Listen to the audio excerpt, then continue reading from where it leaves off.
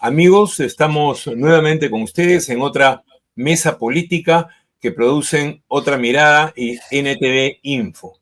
En esta oportunidad tenemos como invitado al doctor Óscar Ugarteche, con quien vamos a dialogar sobre la actual situación internacional a propósito de la toma de mando hace apenas 3 días de Donald Trump en Estados Unidos.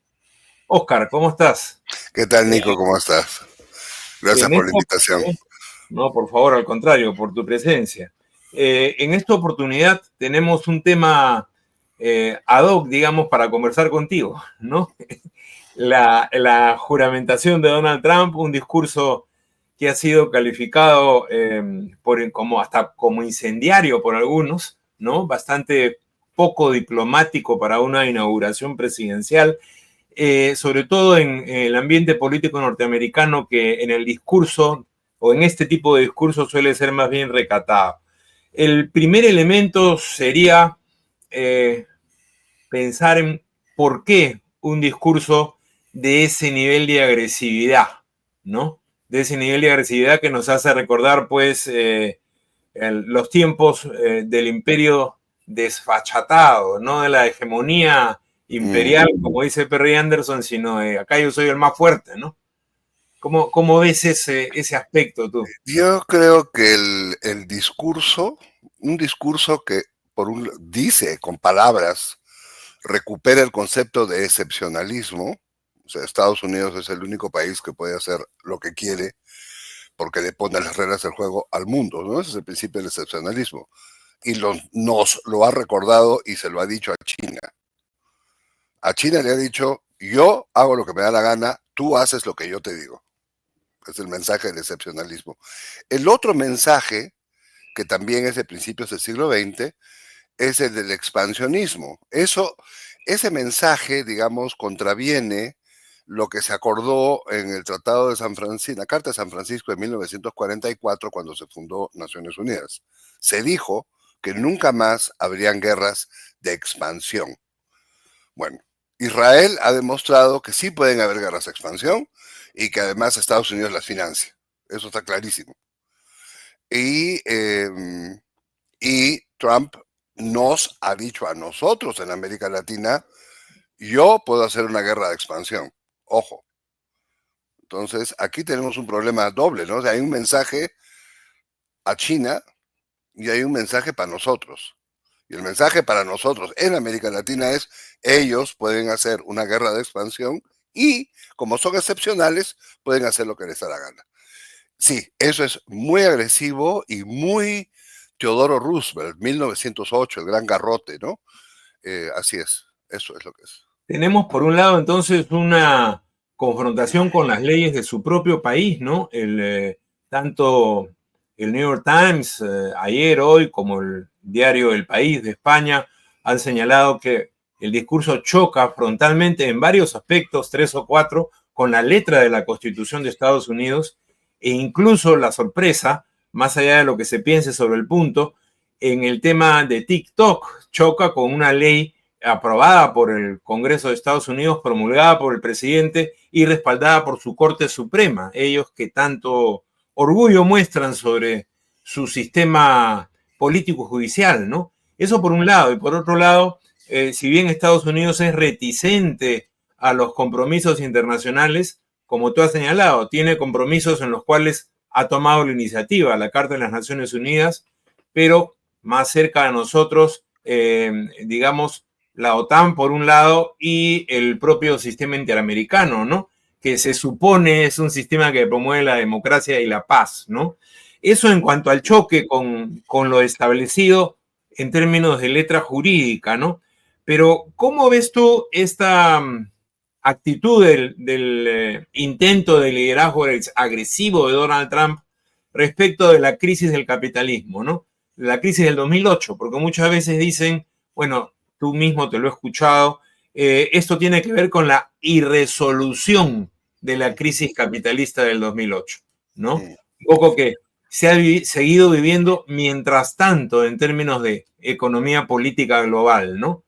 ¿Cómo este liderazgo agresivo, cuál sería la alternativa para solucionar digamos, más allá de que sea factible o no, cuál sería el cuento que están exportando y que ellos mismos se creen para rehacer un capitalismo a su medida, ¿no? Mira, lo primero que a mí me llama la atención del paquete de leyes que ha pasado ayer es ha eliminado todas las leyes que protegen a los ciudadanos estadounidenses contra la discriminación. Todas. O sea, ahora, a partir de hoy, tú puedes en Estados Unidos hacer lo que te dé la gana con tu discriminación contra los negros, contra los indios, contra los latinos, contra quien quieras, contra los maricones, contra las mujeres, contra lo que te dé la gana. Puedes hacer lo que te dé la gana porque ya no hay ninguna ley ha quedado que protegen a las minorías o que protegen la diversidad. Eso me parece que es sorprendente para un país que en su momento fue el país que lideró las igualdades, la revolución, el tema de la igualdad de los negros en Estados Unidos en la década del 60, el tema de la revolución de las mujeres en la década del 70, la revolución gay en su momento. Bueno, todo eso se fue a la basura y la discriminación regresó. El trato a los migrantes, que estaba protegido, reprotegido, cuidado, escolaridad especial para los hijos de migrantes con cuidado y no sé qué, todo eso desapareció. Entonces, ¿qué es lo que quiere? Aquí hay dos cosas. O sea, esto no es solamente el capitalismo en términos de acumulación de capital, de renovación de rentabilidad. Aquí lo que hay es un restablecimiento del orden social blanco. Eso, el orden social blanco, y esa es la expresión de Musk, con el brazo levantado a lo Hitler, yo creo que es por ahí. O sea, ahí hay un tema de racismo puro. Y, no, y ahí también una cosa, Oscar, en la propia ideología de la democracia liberal que Estados Unidos ha vendido a lo largo y ancho del planeta, siempre han repetido que tiene un pilar en el respeto de las minorías. Es más, claro. cuando le han reclamado a otros sobre sus regímenes democráticos, han puesto eso por delante, ¿no? Sí, sí. Se trata no solo de una democracia electoral, sino también de respeto a las minorías, Sí, ¿no? ellos han usado el tema de derechos humanos como herramienta, ¿no? Bueno, yo creo que ya no lo van a poder usar como herramienta. Porque ya, digamos, esto lo que es, en primer lugar, el paquete de leyes lo que ha hecho es consolidar o intentar consolidar el supremacismo blanco. Y eso a mí me sorprende, digamos, en mi vida, yo caminé por las veredas cuando los blancos y los negros caminaban en veredas separadas. Yo estuve en Estados Unidos en el año 58 y recuerdo eso que a mí me llamó tanto la atención, en el mundo donde, en Lima por lo menos, nadie cruzaba en ninguna calle porque había una persona de otro color. En Texas, que es donde estuve cuando tenía 8 años, se cruzaba la calle, había un tema con los autobuses. Bueno, eso cambió a lo largo del tiempo y ahora hemos vuelto al supremacismo blanco. Eso yo creo que ese es el primer gran mensaje. El segundo gran mensaje es el tema de la vida humana, nos importa nada. Acá lo que nos importa es vamos a hacer dinero a todo costo. Entonces, los migrantes, uno, no entran, y si entran los matamos. Y además, como no tienen derechos, o sea, que ni protesten. Y no he terminado de revisar todo el paquete, porque es inmenso el paquete de leyes que han pasado. Esto que corresponde a la ley de 1798, la ley del trato al enemigo. Han declarado a los carteles de las drogas como organizaciones terroristas. Al declarar a los carteles de las drogas como organizaciones terroristas, Estados Unidos tiene el derecho, por el principio de la excepcionalidad, de ir tras las organizaciones terroristas a donde estén, cosa que ha hecho en África. Ahora, si hace eso acá, México, vamos a tener tropa americana en Sinaloa. Y Sinaloa está del otro lado del río. O sea, hay un puentecito que junta a Texas y Arizona y estos con los estados fronterizos. Y es un puente, son puentes chiquititos. O sea, eso lo cruzas, lo pasas con tanques, con tanquetas, con lo que tú quieras, o con aviones. Pero estás en la frontera. Es en la frontera donde están los grandes carteles actuando. Entonces, a mí no me sorprendería que tuviéramos guerra militar en México en el nombre de esto, pero en el nombre de que los carteles son los enemigos y los enemigos están en México, es que Trump dice que va a aplicar la ley de 1798 contra el enemigo, que es la ley que permitió en la Segunda Guerra Mundial que pusieran a los japoneses en campos de concentración. Bueno, los recogieron de toda América Latina, no solo de Estados Unidos, y los pusieron en Imagínate, campos de concentración, porque la gente imagínate. aquí más se escondía, los japoneses o los niseis y limeños se escondían para Así que no es se que los llevaran allá. vamos a ver Pero, qué más pasa acá, ¿no? O sea, la amenaza de esa ley, que yo no sé si esa ley tiene que sí ser refrendada en el Congreso, porque eso creo que esa tiene que pasar por un proceso más. Yo creo que la amenaza del uso de esa ley es una amenaza a todos nosotros. bueno, en realidad todos los decretos presidenciales norteamericanos, las órdenes ejecutivas, como ellos dicen, están sujetas a revisión congresal. El tema, son similares a nuestros decretos de urgencia. El tema es qué Congreso los va a revisar, porque tienen mayoría en las dos cámaras, ¿no? Salvo que se parta del Partido Republicano, lo cual no parece estar cercano, van a funcionar como leyes en la práctica, ¿no? Ahora, pensando en la probabilidad, digamos, de que todo esto se lleve a la práctica, conocemos a la derecha norteamericana y sabemos que está en estos momentos con una actitud de llevar todo esto a la práctica, ¿no? Sin embargo, ¿cómo ves tú la correlación de fuerzas dentro de Estados Unidos a nivel occidental, de europeo, de Japón, Corea y a nivel latinoamericano para que esta actitud imperialista agresiva se lleve a la práctica, digamos? ¿Cómo ves la correlación de fuerzas? Es que volvamos a nuestra competencia entre grandes potencias, ¿no? Que es el marco donde estamos actuando. Esta gran potencia está haciendo esto. Esa gran potencia tiene como círculo de influencia a Europa, al G7, incluido Japón, y a nosotros. Somos su círculo de influencia. Ahora, todo ese círculo de influencia no está de acuerdo con el supremacismo blanco. Ese es el primer punto. El segundo punto es todo ese círculo de influencia está en total desacuerdo con la actitud hacia la actitud hacia los migrantes y la eliminación de los derechos de las personas que migran, inclusive por razones de cambio climático. Es decir, ¡qué bestia! No solamente es desconocer que hay cambio climático, sino que la gente que se mueve porque hay cambio climático, los que viven en islas, que se van de las islas porque el nivel del mar está subiendo, bueno, el gobierno americano acaba de decir que esa gente no tiene derecho a reclamar nada en Estados Unidos.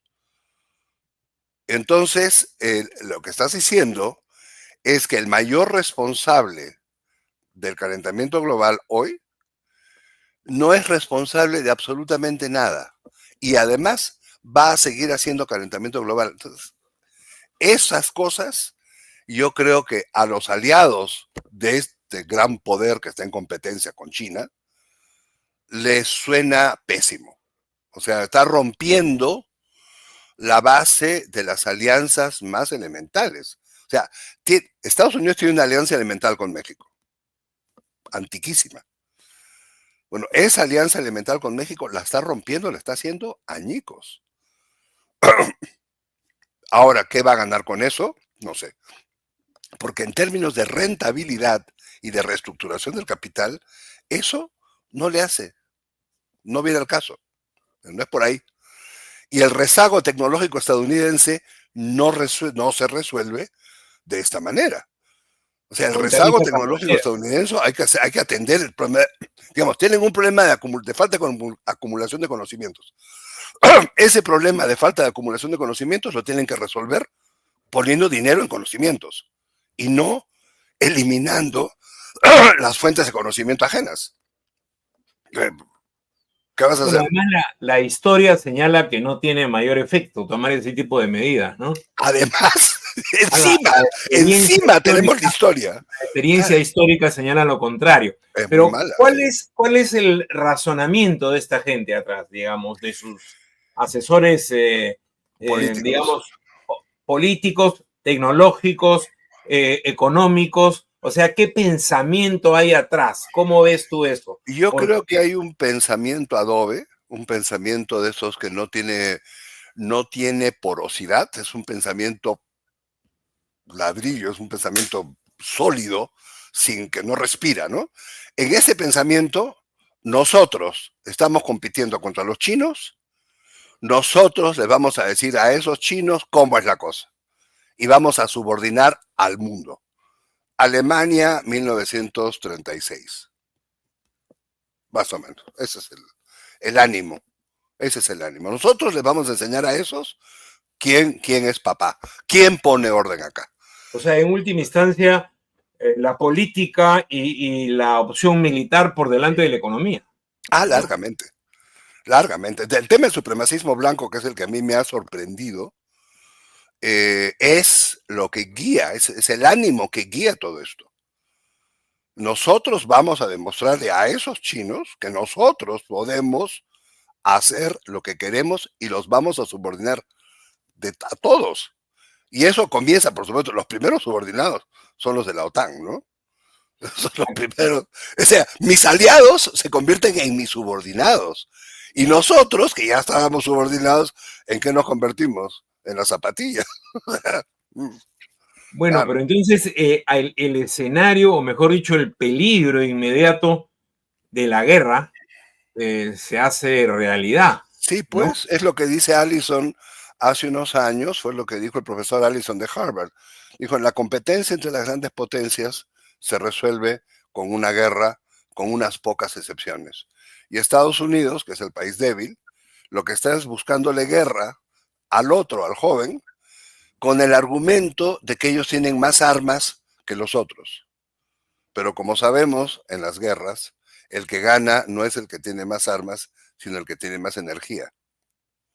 Y Estados Unidos lo que se llama energía no tiene, o sea, lo que tiene es un déficit fiscal gigantesco, una deuda pública de 130% del Producto Bruto, una falta de crecimiento que ya tiene 16 años y no logra poner en marcha su economía porque no ha logrado hacer lo que ya hizo China y lo que están haciendo en Europa, que es el cambio de la matriz energética. Más bien se han anclado, han clavado los tacos en el suelo y han dicho, yo no cambio mi cambio de matriz energética. Y al decir yo no cambio la matriz energética, lo que están diciendo es yo me quedo rezagado y ahora le hago la guerra al que lidera la tecnología. ¿En serio? Eso Pero es lo en que tu están haciendo. discurso, Oscar, en tu discurso lo que se avisora es una crisis política más temprano que tarde, empezando por los propios Estados Unidos, Así porque es. los únicos que piensan no son estos supremacistas blancos, ¿no? Tienen, digamos, grandes estrategas, economistas, políticos, que más o menos ven con matices la situación, ¿no? Y por lo tanto yo veo difícil que esto pueda asentarse como una política estratégica, ¿no? Sí, pues eso se ha dicho muchas veces, ¿no? Pues en Alemania nadie creyó que iba a pasar lo que pasó y mira lo que pasó. Digamos, ¿cuánto Sí, o daño sea, puede haber mientras tanto? ¿No? el supremacismo blanco, esta cosa europea de que si no eres blanco no existes, que es tan victoriana, ¿cuánto daño le hizo a Gran Bretaña, que ahora se ha convertido en una pequeña islita? ¿Cuánto daño le hizo a Alemania, que la partió en dos? Y ahora, ¿cuánto daño le va a hacer a Estados Unidos? Estados Unidos se va a partir en dos, en tres, ¿en cuánto? O sea, ¿qué va a pasar con Estados Unidos? O Que sea, no es un país blanco, las además. distopías que hemos visto en televisión, digamos, sobre esa posibilidad de una guerra civil norteamericana, ¿tú crees incluso que Están, podría llegar a una guerra civil? están alimentando conflictos internos que ahora, por el momento, se ven como violencia urbana. Digamos que hay un supremacismo blanco y lógicamente la gran audiencia de Trump es un sector, un cierto sector de la población blanca. pero también hay población norteamericana, ciudadanos norteamericanos y también dentro del grupo blanco que están en contra de ese tipo de supremacismo, ¿no? Ah, claro, claro. Por No, eso te digo que por la eso es que situación adentro yo creo que se van a partir en dos o ¿no? tres. Ah, claro, se van a partir en pedazos. La Y situación es complicada. yo no he visto, mira, desde que Moynihan escribió su libro ese sobre el melting pot, hablando de Nueva York y cómo se fusionan las culturas y las razas, yo no había visto el tema racial tan puesto sobre la mesa. Este era un tema de los años 60 que se supone que con las muertes de un Kennedy, el otro Kennedy, Martin Luther King y Malcolm X, ya habíamos remontado este tipo de cosas.